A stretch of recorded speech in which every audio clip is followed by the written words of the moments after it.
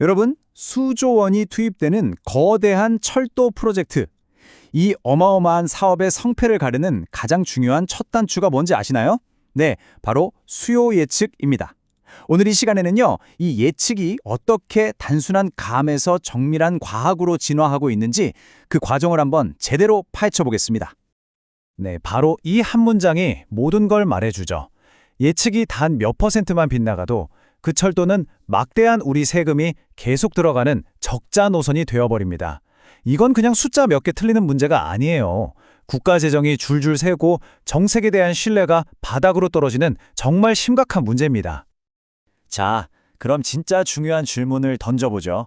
도대체 어떻게 해야 사람들이 매일같이 이용하는 그런 성공적인 철도를 만들 수 있을까요? 오늘 그 해법을 한번 같이 찾아보시죠. 자, 그럼 우선 옛날 방식부터 한번 볼까요? 수십 년 동안 이 업계의 바이블처럼 여겨져온 전통적인 방법이 있습니다. 바로 4단계 공식이라는 건데요. 이 4단계 모형이라는 건 한마디로 아주 체계적으로 만들어진 공식이에요. 복잡하기 짝이 없는 사람들의 움직임을 어떻게든 예측해 보려고 만든 거죠. 이름 그대로 딱 4가지 단계를 순서대로 밟아서 답을 찾아가는 방식입니다. 한번 간단히 훑어볼까요? 먼저 1단계, 통행 발생으로 하루에 얼마나 많은 이동이 생길지 계산하고요. 2단계 통행 분포로 사람들이 어디서 출발해서 어디로 가는지 파악합니다. 그리고 3단계 수단 선택에서 사람들이 과연 자동차나 버스 대신 우리가 만들 철도를 탈까? 이걸 결정하고요. 마지막 4단계 통행 배정에서 구체적으로 어떤 길로 갈지를 예측하면서 딱 끝나는 거죠. 어때요? 듣기에는 굉장히 그럴싸하죠. 완벽해 보이잖아요. 그런데 말이죠. 이렇게 논리적으로 딱딱 맞아떨어지는 것 같은 이 오래된 공식이 요즘 세상에서는 잘 안 먹히기 시작했습니다. 아주 결정적인 문제가 있었던 거죠. 이게 뭐랑 똑같냐면요. 실시간으로 교통정보 알려주는 내비게이션 놔두고 10년 전에 인쇄된 낡은 종이 지도를 들고 서울 시내 한복판을 운전하려는 거랑 비슷한 거예요. 지도는 이미 과거에 멈춰 있는데 도시는 지금 이 순간에도 계속 변하고 있잖아요. 그러니까 문제가 한두 가지가 아닌 거예요. 몇 년 전 인구조사 같은 멈춰있는 데이터를 쓰니까 현실과 당연히 차이가 나고요. 또 모델 자체가 너무 딱딱해서 GTX 같은 새로운 교통수단이 생기면 제대로 반영을 못해요. 근데 가장 최악인 건 뭔지 아세요? 이 모든 오류를 철도를 다 짓고 나서야 알게 된다는 겁니다. 수조 원을 이미 다 쏟아 부었는데 말이죠. 자, 그래서 등장한 게 바로 이 이야기의 새로운 주인공입니다. 빅데이터와 인공지능, AI로 무장한 완전히 새로운 접근법이죠. 이 새로운 해법의 이름 바로 오차 보정형 실시간 예측 모델입니다. 이름이 좀 어렵죠? 근데 핵심은 간단해요. 예전처럼 오류를 어떻게든 피해야 해. 이게 아니라 오히려 그 오류를 가지고 더 똑똑해지는 방법을 찾은 거예요. 오류가 바로 학습 데이터가 되는 거죠. 이 표를 보시면 차이가 확 느껴지실 겁니다. 자, 먼저 데이터부터 볼까요?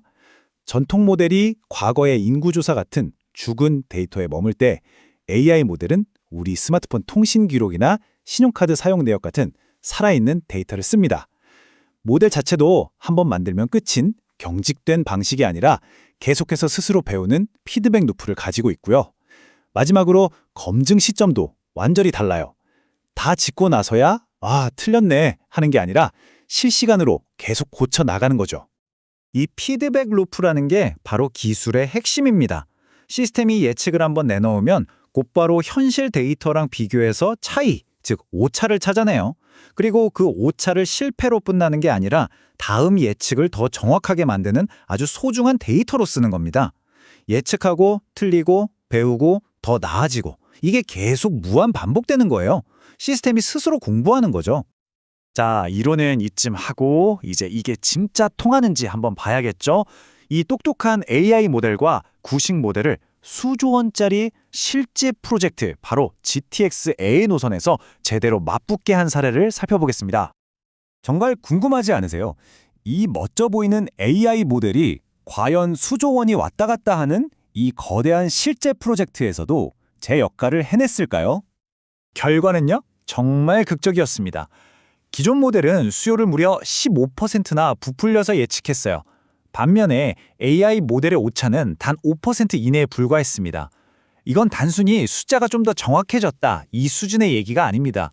아예 수요 예측이라는 게임의 룰이 바뀐 순간이에요. 아니 15% 오차. 이게 얼마나 무서운 거냐면요.